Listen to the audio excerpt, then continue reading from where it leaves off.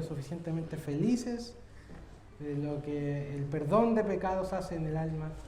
Yo estoy muy contento, hermano. Me he quitado mis pecados, ¿sí?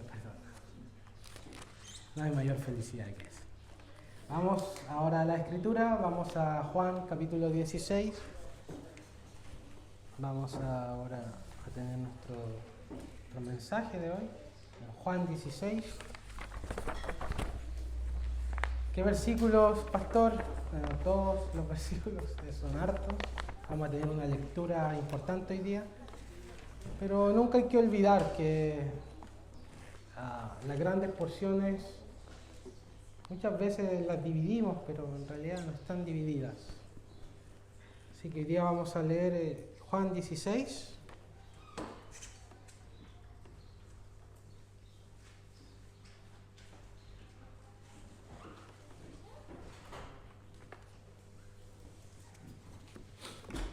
Juan 16. Vamos, atención a la lectura. Es una lectura larga, pero va a ser provechosa si ponemos el corazón en lo que estamos escuchando. Esta es la palabra de Dios. Esto no es palabra de ser humano, esto es palabra del que vive y reina por los siglos de los siglos. Estas cosas os he hablado para que no tengáis tropiezo. Os expulsarán de las sinagogas y aún viene la hora cuando cualquiera que os mate pensará que rinde servicio a Dios, y harán esto porque no conocen al Padre ni a mí.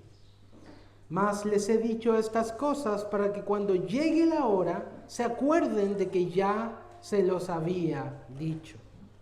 Esto no se los dije al principio porque yo estaba con ustedes, pero ahora voy al que me envió y ninguno de ustedes me pregunta, ¿a dónde vas? Antes, porque les he dicho estas cosas, tristeza ha llenado su corazón. Pero yo les digo la verdad, les conviene que yo me vaya, porque si no me fuera el Consolador no vendría a ustedes. Mas si me fuere, se los enviaré. Y cuando Él venga, convencerá al mundo de pecado, de justicia y de juicio. De pecado por cuanto no creen en mí, de justicia por cuanto voy al Padre y no me veréis más, y de juicio por cuanto el príncipe de este mundo ha sido ya juzgado. Aún tengo muchas cosas que deciros, pero ahora no las podréis sobrellevar. Pero cuando venga el Espíritu de verdad, Él os guiará a toda la verdad, porque no hablará por su propia cuenta, sino que hablará todo lo que oyere y os hará saber las cosas que habrán de venir. Él me glorificará porque tomará de lo mío y os lo hará saber. Todo lo que tiene el Padre es mío, por eso dije que tomará de lo mío y os lo hará saber. Todavía un poco y no me veréis, y de nuevo un poco y me veréis, porque yo voy al Padre. Entonces se dijeron algunos de sus discípulos unos a otros, ¿qué es esto que nos dice todavía un poco y no me veréis, de nuevo un poco me veréis? Y porque yo voy al Padre, decían pues, ¿qué quiere decir con todavía un poco? No entendemos lo que habla. Jesús conoció que querían preguntarle y les dijo, ¿preguntáis entre vosotros acerca de esto que dije todavía un poco y no me veréis, de nuevo un poco y me veréis? De cierto os digo que vosotros lloraréis y lamentaréis, y el mundo se alegrará, pero aunque vosotros estéis tristes, vuestra tristeza se convertirá en gozo. La mujer cuando da a luz tiene dolor, ¿no es cierto, hermanos? Porque ha llegado su hora, pero después que ha dado a luz un niño, ya no se acuerda de la angustia por el gozo de que ha nacido un hombre en el mundo. También vosotros ahora tenéis tristeza, pero os volveré a ver y se gozará vuestro corazón, y nadie os quitará vuestro gozo. En aquel día no me preguntaréis nada, de cierto os digo, que todo cuanto pidiereis al Padre en mi nombre os lo dará. Hasta ahora nada habéis pedido en mi nombre, pedid y recibiréis, para que vuestro gozo sea cumplido. Estas cosas les he hablado en alegorías. La hora viene cuando ya no les hablaré por alegorías, sino que claramente les anunciaré acerca del Padre. En aquel día pediréis en mi nombre, y no les digo que yo rogaré al Padre por vosotros, pues el Padre mismo los ama, porque vosotros me habéis amado y habéis creído que yo salí de Dios. Salí del Padre y he venido al mundo, otra vez dejo el mundo y voy al Padre. Le dijeron sus discípulos: he aquí ahora hablas claramente y ninguna alegoría dices. Ahora entendemos que sabes todas las cosas y no necesitas que nadie te pregunte. Por esto creemos que has salido de Dios. Jesús les respondió: ¿ahora creéis? He aquí la hora viene y ha venido ya, en que seréis esparcidos, cada uno por su lado, y me dejaréis solo. Mas no estoy solo, porque el Padre está conmigo. Estas cosas les he hablado para que en mí tengan paz. En el mundo tendrán aflicción, pero confíen, yo he vencido al mundo. Amén. Oremos una vez más. Señor, gracias por tu palabra. Ayúdanos a ser como ese hijo obediente que oye atentamente las palabras de su padre, que atesora los mandamientos en su corazón, que atesora las palabras de su madre como un collar en su cuello, que busca tu palabra más que oro, más que plata, y que se inclina su corazón hacia tus verdades. No nos dejes estar sin fruto, Señor. No nos dejes simplemente venir, escuchar y olvidar, sino que tu palabra produzca vida en nosotros, que tú nos hables en la situación en la que nos encontremos, de manera que puedas levantarnos, consolarnos, Señor, y guiarnos en el gozo y la alegría que tienes para nosotros, aún en medio de situaciones difíciles, aún en medio de tristezas, aún en medio de sufrimiento. Todo esto lo pedimos en el nombre de Jesucristo. Amén. Amén. Fue larga la lectura, 5 minutos. Pero el Señor es bueno, su palabra es vida. En 1546, un hombre llamado George Wishart fue colgado y quemado en Escocia por predicar el Evangelio, por sostener las verdades de la palabra de Dios. La Inquisición católica lo quemó en la hoguera. Y cuando él estaba siendo quemado, un joven de 33 años, él dijo estas palabras a los presentes, muchos de ellos que habían escuchado a George Wishart predicar muchas veces. Él le dijo a la multitud: les ruego, hermanos y hermanas, no se escandalicen de la palabra de Dios por mi sufrimiento y este tormento que voy a atravesar. Amen la palabra y sufran pacientemente con un corazón tranquilo por causa de la palabra de Dios, la cual es vuestra salvación y vuestro consuelo. Y así el paso de este mundo. Claro, porque justamente lo estaban quemando por su fidelidad a la palabra de Dios. Entonces, el castigo de la Inquisición era un escarmiento para todos, para que no sigan el camino de George Wishart. Sin embargo, en sus palabras finales, George Wishart le dice: no se amedrenten al ver mi cuerpo quemado. Amen la palabra de Dios de todas formas y sufran por ella. La historia de George Wishart y tantos otros en la iglesia primitiva, en la Reforma, en el mismo libro de los Hechos nosotros vemos la historia de las personas que han sido martirizadas por el Evangelio. Nos dan una especie de adelanto de lo que pasa al seguir a Cristo. Y en parte este pasaje, el capítulo 16 y la finalización del capítulo 15, Cristo nos advierte de lo que vendrá al seguir como sus discípulos.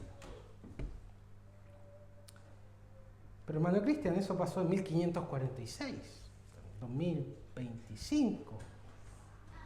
Bueno, queridos hermanos, aún hoy en el Oriente, cristianos son crucificados en Siria por el mero hecho de decir que son cristianos.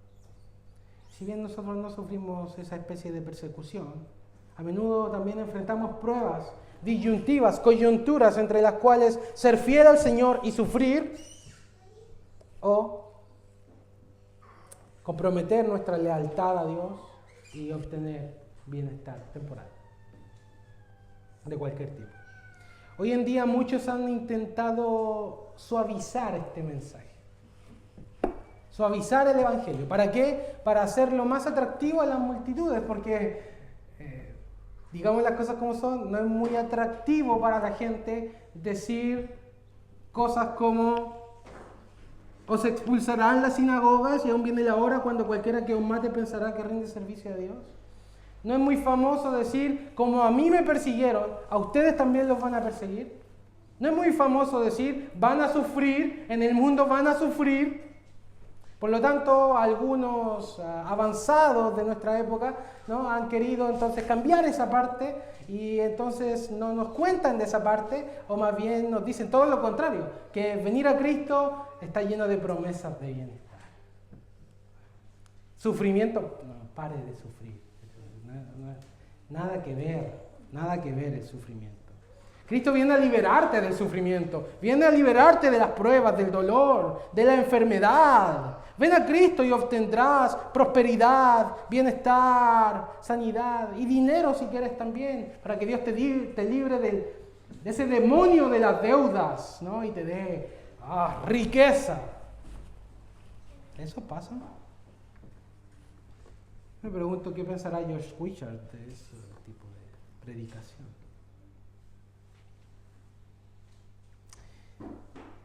Jesús abordó este tema del sufrimiento. Él no nos deja sin advertirnos acerca de estas cosas. Y de hecho Él profetizó que muchos tropezarían a causa del sufrimiento. ¿Recuerdan la parábola del sembrador? La semilla que cae en pedregales, que tiene poca profundidad de tierra, que brota pronto. Y luego cuando Cristo explica esa parábola, dice: esos son los que reciben la palabra con gozo. Pero cuando llega la persecución, cuando llega la aflicción, se apartan. La apostasía, el tropiezo por causa de la palabra. El Evangelio es tan radical que asusta. Cristo dice: seguirme te puede costar tu familia. ¿Vendrás de todas formas? ¿Me amas lo suficiente? ¿Me amas más que tu familia? Seguirme puede costarte tu seguridad. ¿Vendrás de todas formas? ¿Me amas más que tu seguridad? Seguirme te puede costar la vida. ¿Vendrás? ¿Me amas más que tu vida? Eso me parece a mí. A lo de la prosperidad le parece algo triste, a mí me parece algo muy radical. Pero ¿por qué? O sea, parece como depresivo. Cristo nos dice: van a sufrir, van a ser perseguidos, incluso los van a matar. ¿Qué puede motivar a un ser humano a abrazar el sufrimiento? Como Pablo, 5 veces he sido azotado de los judíos. 40 menos 1 azotes. Lapidado, perseguido, abofeteado. ¿Qué puede llevar a un ser humano a abrazar el sufrimiento, la aflicción, con tal de ser leal y ser fiel a su llamamiento? Pues no es tanto que el cristiano mira lo que pierde, sino más bien que sus ojos están puestos en lo que gana. No es tanto que miro: si sigo a Cristo, mi familia me va a despreciar, ya no me van a invitar más para Navidad. Chuta que lata. Si sigo a Cristo, me van a quemar en la hoguera como George Wishart. Si soy fiel a su palabra. No es tanto lo que pierdo, es más bien lo que gano. Gano a Jesucristo. Gano la perla de gran precio. Gano la salvación de mi alma. Gano el cielo y a Dios mismo que creó todas las cosas. Y Él me promete la resurrección y la vida eterna. Por lo tanto, abrazo todo el costo que pueda venir por seguir a Jesucristo. No tanto porque tengo los ojos puestos en lo que voy a perder, más bien tengo los ojos puestos en lo que voy a ganar, que es Cristo Jesús, el gran trofeo. Así que todo el ministerio de Cristo, Él ha absorbido el aborrecimiento de sus enemigos y ahora va a advertir a sus discípulos que ese aborrecimiento que estaba dirigido hacia Él, ahora Él se va al Padre, por lo tanto el aborrecimiento del mundo ahora ¿a quién va a ser dirigido? Si Cristo ya no está. A sus discípulos. Si a mí me aborrecieron, a ustedes también. Si a mí me han perseguido, a ustedes también los perseguirán.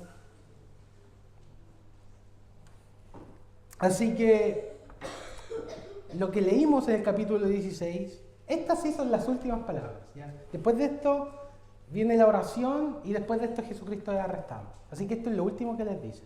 Y lo último que les dice justamente es para prepararlos para lo que viene. Prepararlos para lo que viene. De una forma de que no sean ingenuos. De que el cristianismo es amor y paz, felicidad, bienestar, riqueza, dinero y todo eso. Jesucristo los prepara con la verdad. Los expulsarán de la sinagoga. Los van a matar. Y la verdad a veces puede ser como una ducha fría de realidad. Sin embargo, Jesucristo y todo el capítulo 16, desde el versículo 5 en adelante, son promesas que Él da en medio de esas circunstancias difíciles, promesas que arropan a sus discípulos, los arropan, los consuelan en medio de todas esas pruebas que ellos van a enfrentar. Versículos 1 al 4 es la anticipación del sufrimiento. 5 al 15, no están solos, el Espíritu Santo está con ustedes, la obra del Espíritu Santo. Y luego del 16 al 33, lo que el Espíritu Santo hace en el creyente, que es transformar la tristeza en gozo, una fe indestructible y una paz que nadie puede quitar. En medio de que Él está hablando de que van a ser perseguidos y van a sufrir. ¿Okay? Entonces vamos a ver el sermón en esas tres partes. La anticipación del sufrimiento, versículo 1 al 4, la obra del Espíritu Santo, 5 al 15, y luego del 16 al 33, gozo, fe y paz en medio de la prueba. Así que este sermón lleva por título Promesas en medio de dificultades. Promesas en medio de dificultades. El Señor les dice en los primeros versículos: estas cosas os he hablado para que no tengáis tropiezo. Mas os he dicho estas cosas para que cuando llegue la hora os acordéis de que ya os lo he dicho. Cristo no nos dice que nosotros debemos buscar el sufrimiento como masoquistas. Simplemente nos advierte de que el sufrimiento, por seguirlo a Él, vendrá como un efecto de seguirlo. Por lo tanto, no debemos tener un optimismo ingenuo ni ser sorprendidos cuando estemos sufriendo o siendo oprimidos o perseguidos por causa de la palabra. Por eso Él le está diciendo, se lo estoy diciendo para que no tengan tropiezo. Y el tropiezo aquí, la palabra que se usa es como poner un lazo, una piedra de tropiezo, que te tropiezas y te caes y te apartas del camino. Esa es la idea. La palabra, de hecho, es escandalizo, de donde viene nuestra palabra que se escandalizó, ¿no? Entonces Cristo nos está advirtiendo de que el mayor problema de la iglesia no viene tanto de afuera, viene más bien de adentro, de aquellos que se apartan, de los desafíos que hay dentro de la iglesia. En algunos lugares, con solo decir que eres cristiano, te cuesta la vida, como ya hemos dicho. Y este fue el caso de los apóstoles. fue el caso de la iglesia primitiva, fue el caso de los reformadores. Lea el libro de los Hechos y se va a dar cuenta, muchos hacen serie de los Hechos, así como para animar a la iglesia de que crezca, porque miren cómo crece, miren cómo la iglesia da testimonio, miren cómo el Señor opera en la iglesia, pero más se saltan las partes donde los azotan, los matan, los persiguen, los expulsan, etcétera, etcétera, etcétera. La iglesia sufre porque testifica de Cristo. Ahora bien, en nuestro contexto, si bien nuestra vida no está en juego, la Escritura sí nos dice que todo aquel que quiera vivir piadosamente, en conformidad con las enseñanzas de Jesucristo, padecerá alguna especie de persecución. Este sermón es necesario, hermanos, para que usted el día de mañana, cuando esté pasando una situación de este estilo, no se sorprenda ni se escandalice por lo que está pasando. Esto es algo que viene si testificamos. Si testificamos.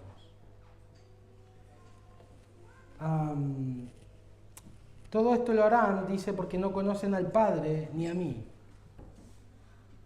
El punto es que muchas veces queremos pasar desapercibidos donde nos movemos. Y muchas veces no sufrimos. Y la causa de que no sufrimos es porque no testificamos. Fíjate en el último versículo del capítulo 27. Dice: vosotros daréis testimonio también porque habéis estado conmigo desde el principio.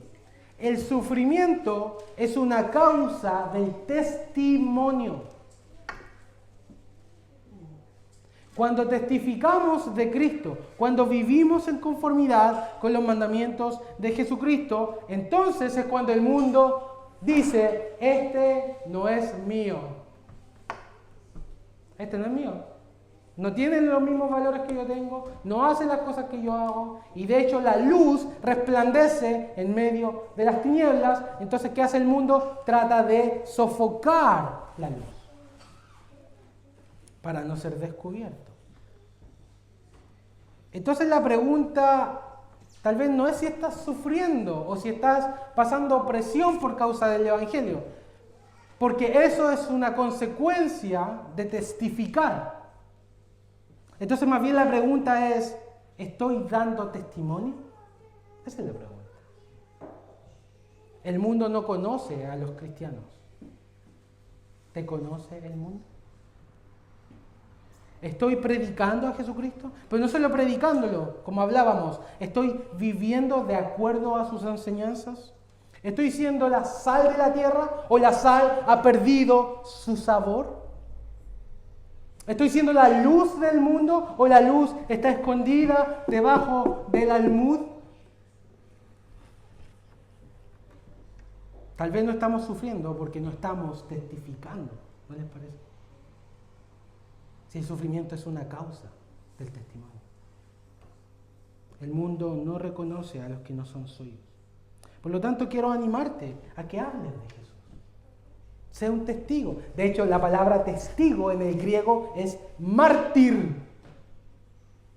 De ahí viene la palabra mártir. Los mártires son los testigos, los que se pararon y testificaron del nombre de Jesucristo en medio de leones, en medio de persecuciones, en medio de sufrimientos, en medio de destierros. No sea anacrónico, hermano Cristian, estamos en el 2025. ¿Estás dispuesto a perder un trabajo por ser fiel a Jesús? ¿Estás dispuesto a perder una relación familiar por ser fiel a Jesús? Habla de Jesucristo. Vive tu cristianismo en medio de los incrédulos que te rodean y glorifícalo ahí. El Señor nos advirtió que en ese momento vamos a sufrir oposición. Y eso obviamente nos va a afectar. Va a querer desanimarnos, echarnos para abajo, nos va a poner tristes, nos va a dar depresión. Pero justamente el Señor no nos deja así como, ya, van a sufrir, adiós. Sino que nos dice, van a sufrir, pero aquí están los recursos que tienen en medio de esas pruebas. Aquí están las herramientas que yo le doy para que confronten esos momentos. Y entonces vienen los recursos, las bendiciones espirituales que Él tiene para que enfrentemos los momentos de sufrimiento, oposición, persecución y todo lo que viene. Primero, el Consolador. Esto ya lo había hablado. La promesa del Consolador la dio en Juan 14, lo vuelve a repetir. Les conviene que yo me vaya, porque si no me fuera el Consolador no vendría. Estoy leyendo el versículo 7. Mas si me fuere, se los enviaré. El Señor nunca nos prometió ausencia de dolor, ausencia de enfermedad, ausencia de sufrimiento, ausencia de persecución. Eso no está prometido en la Biblia. Cualquiera que te diga algo así, arranca, no es verdad. Muchas iglesias prometen, ven a Jesús, se va a sanar tu hijo. Eso no es cierto, puede que sane, puede que no sane. Dios nunca prometió que lo iba a sanar en todos los casos. Dios nunca prometió que no íbamos a sufrir. Nunca prometió ausencia de dolor, dificultades o tribulación, pero sí prometió que en medio de esas dificultades seríamos fortalecidos, guiados y consolados por el Espíritu Santo. No estamos solos. El ayudador, consolador, el paracleto, dijimos, uno que socorre, que consuela. ¿Y cuántos de nosotros, me pregunto, hoy necesitamos ser socorridos? ¿Cuántos de nosotros tal vez estamos atravesando un estado similar al de los discípulos? La tristeza agarró su corazón. No podían pensar ni razonar bien porque estaban demasiado tristes. Tal vez tienes miedo, tal vez tienes ansiedad acerca del futuro, tal vez estás sufriendo algún tipo de dolor. El Señor no nos dejó solos en nuestro sufrimiento. El Consolador va a estar con ustedes. El Consolador los va a guiar. El Consolador los va a sostener. El Señor les dice a sus discípulos, la tristeza ha llenado vuestro corazón.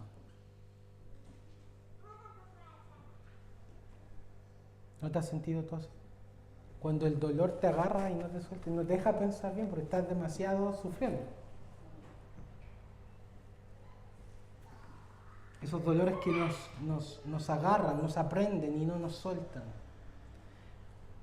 Y aquí el Señor nos dice, pero, les conviene que yo me vaya. Les conviene que yo me vaya.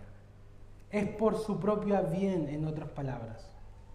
Y esto es una verdad que nosotros siempre tenemos que tener en cuenta. Jesucristo siempre quiere lo mejor para nosotros.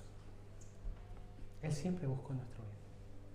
Aun cuando estamos resfriados, aun cuando pasamos un accidente, aun cuando tenemos una oposición, Jesucristo siempre busca nuestro bien en todo lo que nos pasa. Lo mejor que nos pudo haber pasado es que Él se fuera. Porque Él se fue en un altar de sacrificio. Jesucristo tiene que partir. Lo mejor para nosotros es ser reconciliados con Dios, obtener el perdón completo de nuestros pecados, volver a Dios y vivir con Dios por los siglos de los siglos. Eso es lo mejor que nos puede pasar. Ahora, ¿cómo va a ser realizado eso? Me tengo que ir. Jesucristo tiene que partir, siendo molido, siendo quebrantado por manos de hombres y por la mano de Dios.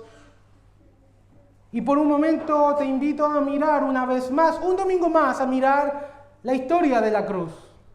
A que mires una vez más al Hijo de Dios, al hombre que está allí clavado en la cruz y todo mi pecado y toda mi vergüenza cargada sobre Él. Su muerte en nuestra vida. Su último aliento sopla vida en nosotros. Cuando está crucificado y dice sus últimas palabras, consumado es. Consumado es. No necesitas tú aportar nada. Es consumado. por su obra. Es su amor lo que lo sostiene. Y esto es lo que nos conviene. Esto es lo mejor para nosotros. Que Él muera en nuestro lugar. Resucita el tercer día, glorioso, y envía en Pentecostés al Espíritu Santo, la promesa del Consolador, derramándolo sobre la iglesia. Y de acuerdo a las palabras de Jesús, la realidad del nuevo pacto con el Espíritu Santo derramado sobre la iglesia es mejor que todo santo del Antiguo Testamento. Es una realidad mejor. A veces las personas piensan, me gustaría haber estado en Galilea cuando Jesús estuvo acá. De acuerdo a Jesús, nosotros estamos en una mejor posición que aquellos que lo vieron en la carne en Galilea. Os conviene que me vaya, es mejor para ustedes. La obra del Espíritu Santo, por lo tanto, sería ayudar a los santos a atravesar la opresión en este mundo, a atravesar esos momentos de dificultad. ¿Qué es lo que necesitamos cuando estamos sufriendo? Cuando estamos tristes, ansiosos, temerosos. ¿Qué es lo que necesitamos? Ir a Dios y el Espíritu Santo. Como dice Lucas 11. Si un padre sabe dar buenas dádivas a su hijo, ¿cuánto más el Padre Celestial dará el Espíritu Santo a los que se lo pidan? Y el Señor consolará nuestros corazones en medio del sufrimiento. No necesariamente liberarnos del sufrimiento. Pero hermano Cristian, Pedro fue liberado de la cárcel, ¿no se acuerda usted ahí, Hechos 12? ¿Y cómo empieza Hechos 12? Jacobo, a propósito, siendo un apóstol de Jesucristo que lo tuvo 3 años, fue decapitado en un segundo y al otro lo liberó un ángel. Dios dispuso una cosa para Jacobo, una cosa para Pedro, que Dios no amaba a Jacob y por eso lo mató. Dios lo amaba. Y Jacobo también fue fortalecido en medio de su prueba. Así como George Wishart. Y así como todos nosotros, cuando estamos sufriendo, el Espíritu Santo está ahí, el Consolador. Solamente que a veces nos olvidamos de eso. Nos agarra el dolor y no podemos salir de ahí.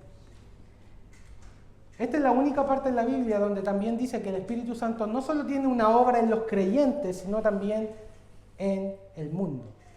La única parte del Nuevo Testamento donde aparece esto. Nos dice que una de sus funciones o obra, por eso está el subtítulo ahí, la obra del Espíritu Santo. Versículo 8. Cuando Él venga, convencerá al mundo de pecado. No al creyente. Este convencimiento de pecado no es lo que en otras partes de la Biblia nos dice que nos redarguye de pecado y nos guía al arrepentimiento. Este es otro tipo de convencimiento. Está convenciendo al mundo de su pecado, está convenciendo al mundo de su justicia, está convenciendo al mundo de su juicio. ¿En qué consiste esto? Este no es un convencimiento meramente mental. Y a veces la palabra es que... el problema es que la palabra convencer no tiene la misma connotación en nuestro idioma que en el idioma original. Porque yo te puedo convencer y eso no es algo malo en sí. Te puedo convencer por argumento, pero esa no es la idea de la palabra. El convencimiento es un convencimiento que deja en evidencia y avergüenza. Esa es la idea del convencimiento acá. Entonces, es un convencimiento que avergüenza al mundo, convenciéndolo de su pecado, de rechazar a Jesucristo. Y esto fue lo que Cristo hizo en todo su ministerio terrenal. Él testificó contra el mundo que sus obras eran malas. Juan 7:7. No puede el mundo aborreceros a vosotros, le dice a los hermanos, a sus hermanos, y luego le dice, mas a mí me aborrece, el mundo me aborrece, ¿por qué? Porque yo testifico de él que sus obras son malas. Uno de los roles de Jesucristo fue, en el fondo, poner en evidencia el pecado del mundo. De hecho, por eso lo mataron. Y ahora que Jesucristo no va a estar, ¿quién va a hacer ese trabajo? El Espíritu Santo. Va a seguir haciendo el mismo trabajo. Es lo que dice en Juan 3, del 19 en adelante. Esta es la condenación, que la luz vino al mundo. La luz es Jesús. La luz vino al mundo y los hombres amaron más las tinieblas que la luz, porque sus obras eran malas. Porque todo aquel que hace lo malo aborrece la luz, porque lo está exponiendo. No viene a la luz para que sus obras no sean reprendidas. Esa es la idea. Cuando la luz viene, deja en evidencia. Entonces eso es lo que hizo Jesús en todo su ministerio. Con los fariseos, con los romanos, con el mundo incrédulo. Cuando él hablaba y cómo vivía, él era una luz que convencía y avergonzaba a sus oponentes. Ahora eso lo hace el Espíritu Santo. Y ahora, ¿cómo lo hace el Espíritu Santo? Me pregunto yo. Una buena pregunta. Es como que el Espíritu, como que lo hace independiente, así como que viene el Espíritu sobre el mundo y los convence de alguna manera a través de su conciencia. No. ¿Sobre quién fue derramado el Espíritu Santo? Sobre la iglesia. Por lo tanto, el ministerio de Jesucristo de convencer al mundo de su pecado, ahora es llevado a cabo por el Espíritu Santo a través del testimonio de los discípulos en conexión con el Evangelio de Jesucristo. Entonces, es la iglesia a través de su vida y de su mensaje que pone en evidencia al mundo. Pone en evidencia su pecado, su justicia, que es la justicia del mundo, una justicia parcial, una justicia como la de los fariseos, que era una justicia religiosa, que era por fuera y no por dentro, y de juicio, de que los juicios que hace el mundo son injustos. Esa es la idea. El pecado, la justicia y el juicio del mundo es el que convence al Espíritu Santo, que eso está mal, está errado. Y eso lo hace a través de la iglesia. ¿Qué más hace el Espíritu Santo? De acuerdo al pasaje, versículos 12 al 15, guía a la iglesia hacia toda la verdad, y el versículo 14 y 15 glorifica a Jesucristo. Entonces tenemos estas tres cosas que hace el Espíritu Santo. Testifica contra el mundo, guía a la verdad, a la iglesia, y glorifica a Jesucristo. Eso hace el Espíritu Santo. ¿Cómo podemos aplicar rápidamente esto a nuestras vidas? Primero, como dijimos, el testimonio del Espíritu contra el mundo lo hace a través de la iglesia. Por lo tanto, se sienta una diferencia manifiesta entre la luz y las tinieblas. ¿O no? Y hay una diferencia manifiesta entre los miembros de esta iglesia y el mundo en el cual nos desenvolvemos. Porque la tarea del Espíritu es convencer al mundo a través de nosotros.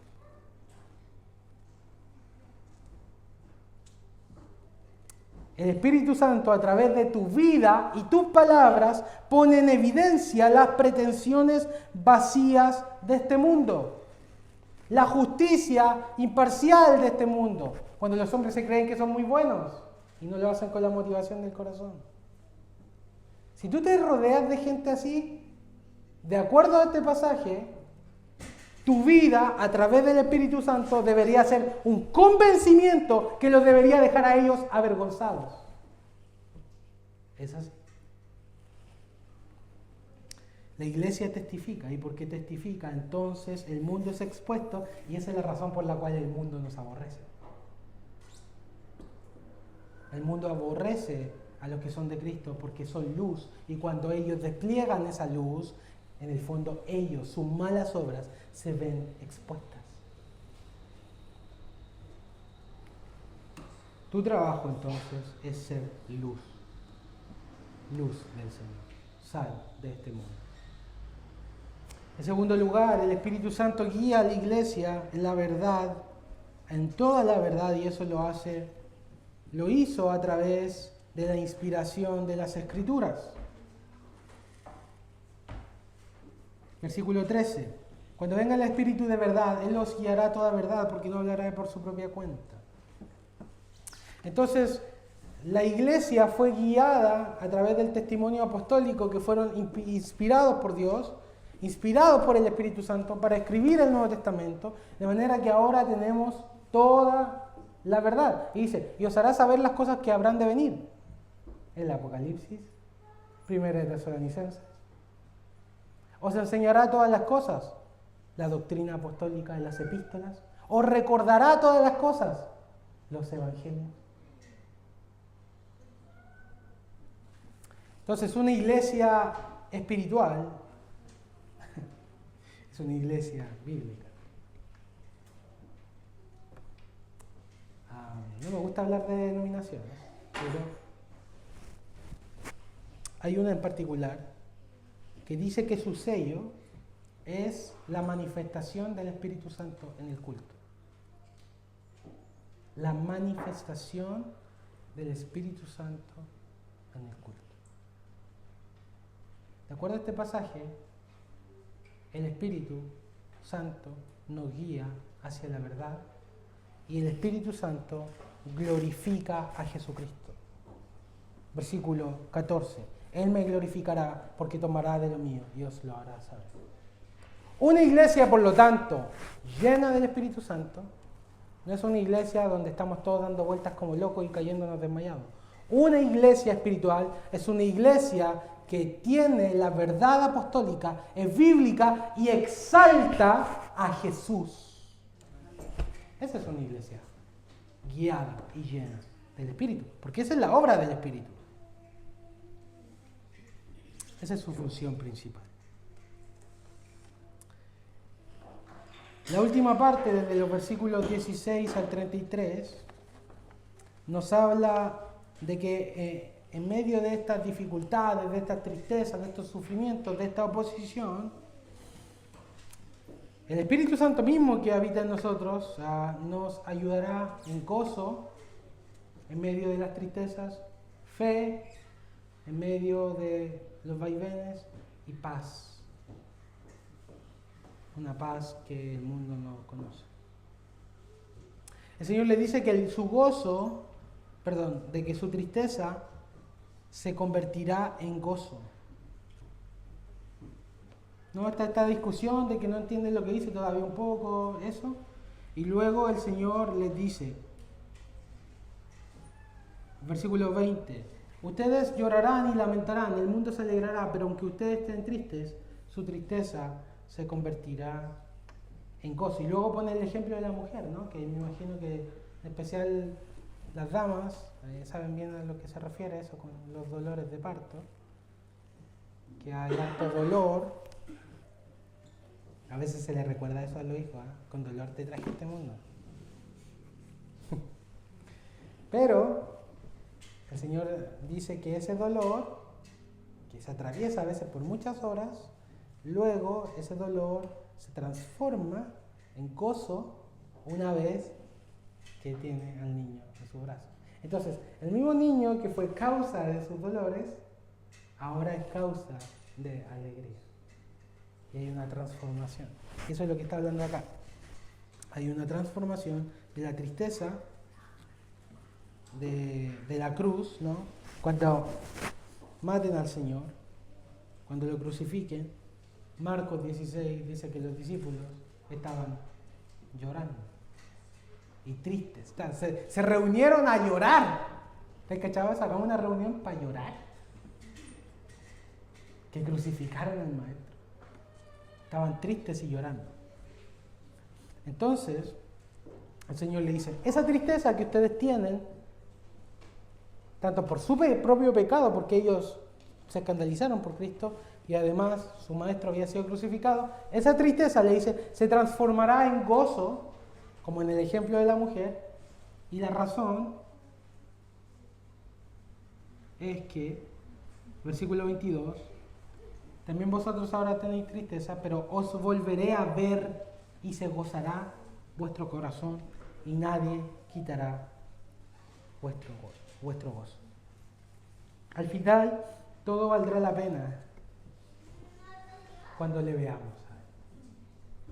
Todo sufrimiento, todo dolor, toda prueba, toda opresión, incluso si llegamos a perder la vida en este mundo, valdrá la pena cuando le veamos nuevamente.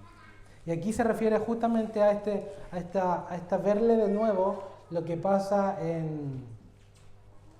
cuando resucita, pero también de alguna forma nos habla de la resurrección, cuando lo volvamos a ver cara a cara. Y esto es lo que nos enseña las epístolas, que ponderemos nuestro sufrimiento y nuestras tristezas a la luz de la gloria venidera, a la luz de que le veremos y a la luz de que seremos consolados por Él. Y ese gozo, dice, nadie se los va a quitar. Te pueden quitar tu vida, te pueden quitar tu tranquilidad, te pueden quitar tus hijos, tu seguridad. Este mundo puede quitarte todo lo que quiera. Pero hay una cosa que no puede quitar: tu gozo. Y este es el testimonio de Pablo, hermanos. 2 Corintios capítulo 6. Él dice: como entristecidos,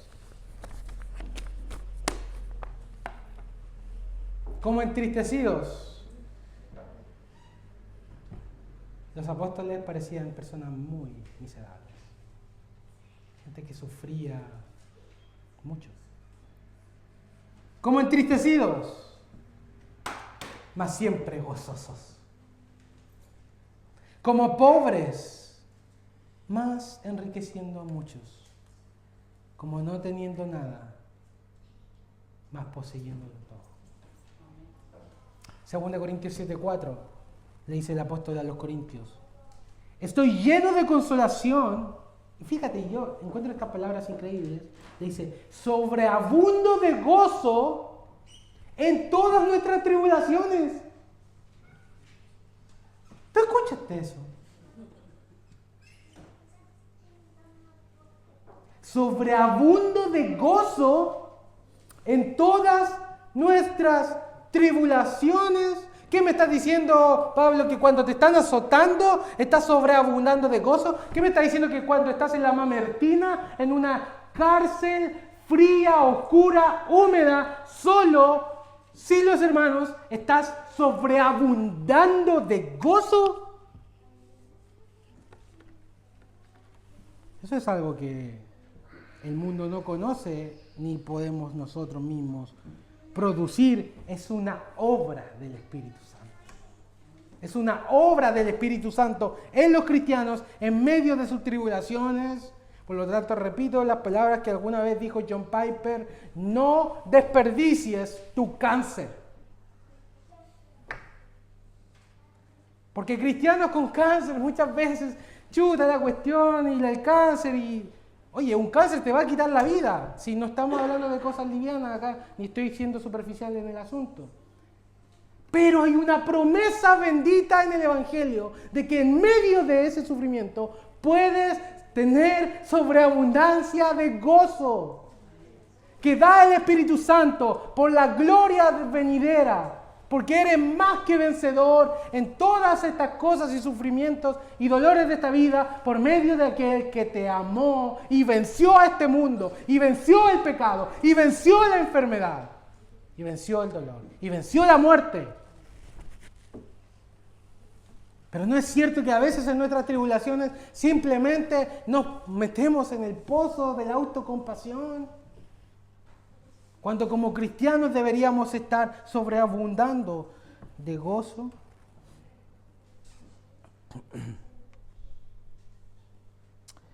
Leon Morris escribe: lo que sí es cierto es que cuando hayan comprendido el significado de la cruz, tendrán un gozo que es independiente de las circunstancias que les toque vivir. Hermanos, no estoy diciendo que no vamos a estar tristes. No estoy diciendo que no vamos a pasar pruebas. No estoy diciendo que no vamos a caer. No estoy diciendo que seamos ingenuamente positivos en medio de nuestros sufrimientos. Lo que sí estoy diciendo que la tristeza se puede convertir en gozo si dependes del Consolador y doblas tus rodillas, miras hacia Jesucristo y Él es tu socorro y te ayuda, y todo ese dolor, todo ese lamento Él lo transforma en baile, todo ese llanto Él lo transforma en risa. Él lo puede hacer. Él lo puede hacer. Tendrán un gozo que es independiente de las circunstancias que le toque vivir. Como ese gozo no se lo ha dado el mundo, no es el gozo de... Ayer me comí una hamburguesa, estaba súper buena, pero no es el gozo de una hamburguesa, hermanos. No es el gozo de ver a Chile clasificado en el Mundial, pucha que estamos mal. No es el gozo de hacer ejercicio físico. No es el gozo del mundo, es un gozo que viene del Espíritu Santo y como el mundo no lo puso, el mundo no lo puede arrebatar. Increíblemente todo esto está relacionado con la oración. Pedid y recibiréis para que vuestro gozo sea cumplido. Es decir, tienen que orar en medio de sus sufrimientos. Tienen que orar en medio de sus tristezas. Tienen que orar cuando los estén oprimiendo y digan toda clase de mal contra vosotros. Tienen que orar y entonces vuestro gozo será completo. No oren y no tendrán gozo. Oren y tendrán gozo. ¿Por qué? Porque la oración, justamente la oración, es el medio por el cual el Consolador derrama todas sus bendiciones y su ayuda y su socorro.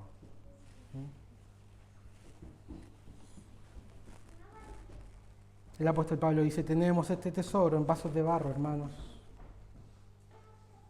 No desmayemos. Las circunstancias a veces nos hacen desmayar, nos hacen caer, nos hacen cansarnos, estar tristes. Pero él dice, no desmayemos. Aunque este hombre exterior se desgaste, el interior, no obstante, se renueva. ¿Cómo se podrá renovar? En gozo, en fe, en paz, en medio de esas circunstancias. ¿Cómo se podrá renovar? Me pregunto yo. Es por el Espíritu Santo, por una visión de la gloria venidera, por una visión de Jesucristo. Porque esta leve tribulación momentánea produce en nosotros un cada vez más excelente y eterno peso de gloria. Nunca olvides que en medio de tus sufrimientos, versículo 27, el Padre te ama. El Padre mismo os ama, le dice Jesús a sus discípulos. El Padre mismo os ama. Por lo tanto, el sufrimiento, el dolor, la tristeza no es termómetro del amor de Dios. Lo he dicho varias veces, lo voy a decir hasta que me muera. La cruz es el termómetro del amor de Dios. El Padre nos ama, aun cuando estamos sufriendo. Y finalmente la paz que Él nos da. Versículo 33, estas cosas os he hablado para que en mí tengáis paz, como dijo en 15, 14, dijo, yo les doy una paz que el mundo no da, esa es mi paz, y luego dice, en el mundo tendréis aflicción. No les gusta este versículo a los de la prosperidad. En el mundo tendréis riqueza, en el mundo tendréis paz, en el mundo tendréis todas las cosas que este mundo ofrece. No, en el mundo tendréis aflicción. Estamos en un mundo caído. Si somos fieles al Señor, ¿vamos a tener opresión de afuera? ¿Vamos a sufrir de adentro, de afuera, arriba, abajo, por todos lados, izquierda, derecha? En el mundo tendréis aflicción. Pero confiad. Yo he vencido al mundo. Ese en el fondo es el asunto que nos da paz. No cuánto nosotros podemos hacer frente a los problemas. Ciertamente somos súper frágiles y chiquititos y los problemas nos consumen. Sin embargo, es porque Cristo venció que podemos ser más que vencedores. Él ha vencido y si Él ha vencido, nosotros vencemos a través de Él. Y esa es la razón por la cual un hombre como Pablo, que no es un superhombre, es un hombre como tú, fue un hombre como tú y como yo, podría sobreabundar de gozo, mientras lo azotaban, mientras lo traicionaban, mientras estaba en la cárcel, mientras sufría, mientras tenía tristeza. Y las tenía, pero dependía de Dios. Y su tristeza se transformaba en gozo, fe y paz. A Dios sean dadas gracias, porque Él siempre nos lleva de triunfo en Cristo. Este es el triunfo, hermanos. Esta es la victoria que tenemos sobre el mundo. Nuestra fe. En medio de las dificultades. En medio de las persecuciones. Quisiera cerrar un poco, ir cerrando, ¿no ven? Con un texto del Antiguo Testamento, de Isaías, que nos dice así. Esto se encuentra en Isaías 66, del 12 al 14. Le dice el profeta al pueblo: así dice Jehová: he aquí yo extiendo sobre ella, Jerusalén, la iglesia del Antiguo Testamento, yo extiendo sobre ella paz como un río. ¿Has visto un río? ¿Te has tomado un mate junto a un río? En un día soleado, tranquilito, sentado ahí en el agua, acostado. Paz como un río. Y aquí dice Dios: extiendo sobre ustedes paz como un río. Estas cosas os he hablado para que en mí tengáis paz. Paz como un río, dice. Y la gloria de las naciones como torrente que se desborda. Y mamaréis, y en los brazos seréis traídos, sobre las rodillas seréis mimados, como aquel a quien consuela su madre, así os consolaré yo a vosotros, y en Jerusalén tomaréis consuelo. ¿Quién es consolado, hermanos? No es que ocupamos la palabra consuelo cuando hay dolor de por medio. ¿Cuándo consolamos a nuestros hijos? ¿No es cuando se caen y se hacen una herida? Y como dice el pasaje, los ponemos en la rodilla, los tenemos en nuestros brazos, y ya, sana, colita de rana. En nuestras rodillas, cuando están sufriendo, de la misma forma, cuando nosotros estamos sufriendo, ¿cuál es la promesa de Dios? Profetizando a través de Isaías lo que Cristo haría, que Él establecería paz como un río, que en nuestros sufrimientos nos traería y nos sentaría sobre su regazo, nos daría consuelo como una madre consuela a su pequeño hijo que se ha caído. Y veréis, muy importante palabra, veréis, es una visión la que nos transforma. Y veréis y se alegrará vuestro corazón, y vuestros huesos reverdecerán como la hierba. ¿Te sientes seco? Tus huesos reverdecerán como la hierba, y la mano de Jehová será para con sus siervos conocida. Y luego dice, y empieza a hablar de los enemigos, y se enojará contra sus enemigos. ¿Y qué le va a pasar, hermano Cristian, a aquellos que nos oprimen, a aquellos que viven en tinieblas? ¿Qué les va a pasar a ellos? Lo que dice el Salmo 73, el fin de ellos, Dios los puso en deslizaderos. Hay la prosperidad del impío, hay del que tiene muchas cosas, tiene tantas cosas que yo no tengo. Da lo mismo, eso no es importante para Dios. Eso no es importante para Dios. El fin de ellos es destrucción. El fin tuyo es salvación, consolación. Por lo tanto, si uno de ellos te está oprimiendo o estás envidiando, codiciando en tu corazón lo que otros tienen, recuerda que tú tienes tesoros más valiosos. En la bendición final de Romanos, el apóstol Pablo les dice que el Dios de esperanza lo llene de todo gozo y paz en el creer, para que abundéis en esperanza por el poder del Espíritu Santo. En resumen, 1, el sufrimiento es real y vendrá como consecuencia de una vida de testimonio.